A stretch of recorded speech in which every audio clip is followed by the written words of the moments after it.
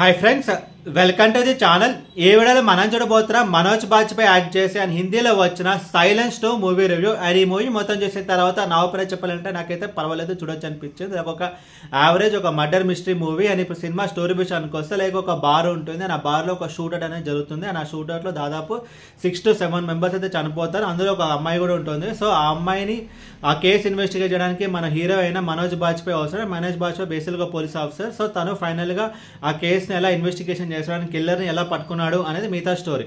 ముందుగా ఈ cinema positives గురించి మాట్లాడుకుంటే కనుక లైక్ ఒక మర్డర్ మిస్టరీ మూవీ ఎలా ఉండాలో సో ఈ మూవీ అలా ఉంటుంది అనమాట. సో అందులో ఏమేమి ఎలిమెంట్స్ ఉంటాయి, లైక్ ఒక ఇన్సిడెంట్ జరగడం అండ్ ఒక కిల్లర్ ఎవరు అని చెప్పి మనకి ఆ సస్పెన్స్ మెయింటైన్ చేయడము, లైక్ అండ్ ఆ ఇన్వెస్టిగేషన్ పోర్షన్స్ రావడం అన్ని. సో ఏమేమి ఉండాలి అన్ని ఈ సినిమాలో ఉన్నాయి. అన్ని కూడా మనకి పర్వాలేదు, ఓకే అనిపిస్తాయి. లైక్ ఇన్వెస్టిగేషన్ సీన్స్ మనకి ఓకే అనిపిస్తాయి. అండ్ ఇంకోటి ఏంటంటే లైక్ ఆ కనెక్టింగ్ ద డాట్స్ అనే ఫ్యాక్టర్ ఉంటుంది కదా, లైక్ డిఫరెంట్ డాట్స్ ఉంటాయి. లైక్ నేను చెప్తే మీకు స్పాయిలర్ అవుట్ అయిపోతుంది. లైక్ సెక్స్ ట్రాఫికింగ్ కానీ అండ్ విలన్ క్యారెక్టర్ కానీ అలా అన్ని డిఫరెంట్ అండ్ డిఫరెంట్ అమ్మాయిలు అయితే చనిపోతుంటారు. సో లైక్ ఫస్ట్ చనిపోయిన అమ్మాయికి అండ్ సెక్స్ ట్రాఫికింగ్కి అండ్ విలన్కి అన్ని కనెక్ట్ చేసిన విధానం అయితే బాగుంటుంది. సో ఇన్వెస్టిగేషన్ సీక్వెన్స్ మనకి ఓకే అనిపిస్తుంది. అండ్ ఇంకోటి ఏంటంటే లైక్ కిల్లర్ ఎవరు అని చెప్పి త్రూ అవుట్ ద ఫిలిం మనకి ఒక సస్పెన్స్ ఫ్యాక్టర్ ఉంటుంది కదా, సో అది మెయింటైన్ చేసిన విధానం అయితే బాగుంది. అండ్ ఇంకొక ప్లస్ పాయింట్ అంటే like Manoj Bajpai acting. So ఈ క్యారెక్టర్ గురించి ఇలాంటి ఒక క్యారెక్టర్ తనకైతే ఒక టైలర్ మేడ్ అనమాట. సో నేను చెప్పాల్సిన అవసరం లేదు, తన బెస్ట్ అది ఇవ్వడం జరిగింది. అండ్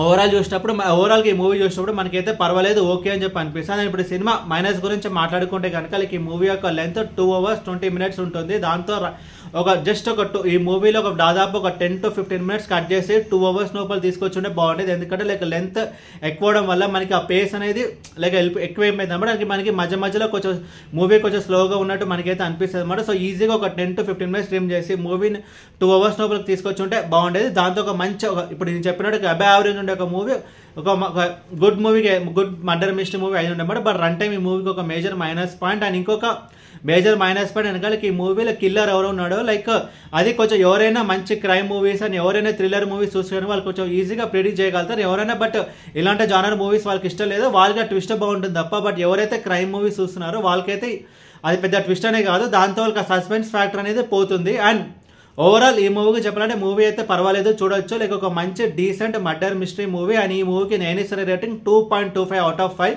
అండ్ ఈ మూవీని మీరు చూడాలనుకుంటే ZEE5 యాప్లో Hindi audio with English sub titles అయితే ఉంది, బట్ తెలుగు డబ్డ్ వర్షన్ అయితే లేదు.